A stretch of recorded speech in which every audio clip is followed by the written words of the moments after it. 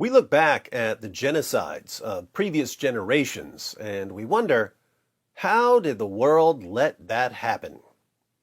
The answer, of course, is that previous generations allowed genocides to happen for the same reason we allow genocides to happen. We don't want to be economically or ideologically inconvenienced. So, when there's a genocide against Muslims in China, the companies and celebrities that constantly lecture us about morality are completely silent because they have business dealings with China, and complaining about the genocide would lead to an economic inconvenience. Similarly, when there's a genocide against Christians in Nigeria, politicians and journalists are silent because they're still trying to convince us that Islam is a religion of peace and tolerance, and complaining about the genocide would lead to an ideological inconvenience. When it comes to genocide in any generation, it's always easier for most of the world to look the other way. But we're not most of the world, so let's talk about the Nigerian genocide. International Christian Concern reports.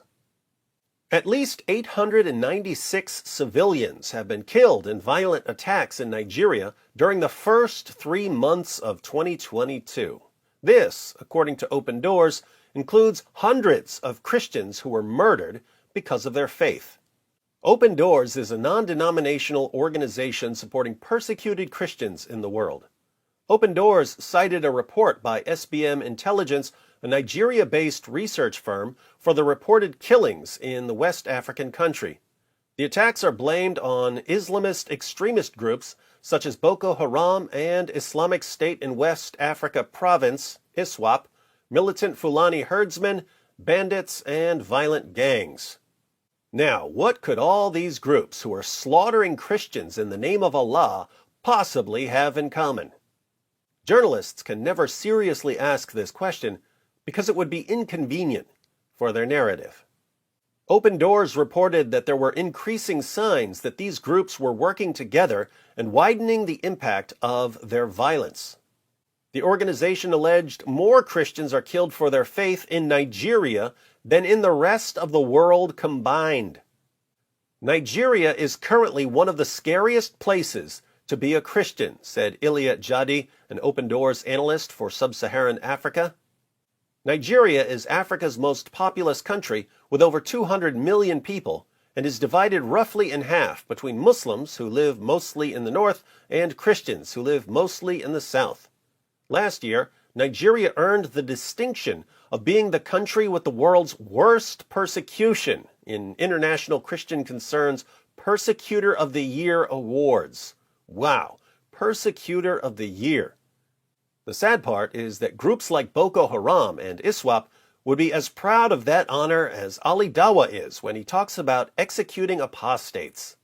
Yeah, there's a reason why there's a capital punishment. Because people like you, little weaklings who leave their religion and cause corruption in the land by spreading it, the capital punishment in Islamic law would be applied to you. We have no doubt, and we're proud of that. Christian communities in the middle belt of Nigeria have effectively suffered a 20-year-long genocide, said International Christian Concern President Jeff King. Where is any action? The Nigerian government gives these attacks lip service without any meaningful response. Where is the outcry? Where is effective action? In Nigeria, the military, the police, and the intelligence agencies are all controlled by Muslims. This, coupled with a 20-year lack of response by these agencies, should naturally lead to deeper questioning by the world community. Simply put, the time for cheap talk and platitudes is over. The world is waking up and asking, is the Nigerian government complicit in these attacks? Time will tell, but for this long-time watcher, the decision is in. Nigeria is almost evenly divided between Christians and Muslims, with a Muslim majority in the north and a Christian majority in the south. But for the Christians who are somewhere in the middle, it's been a decades-long genocide.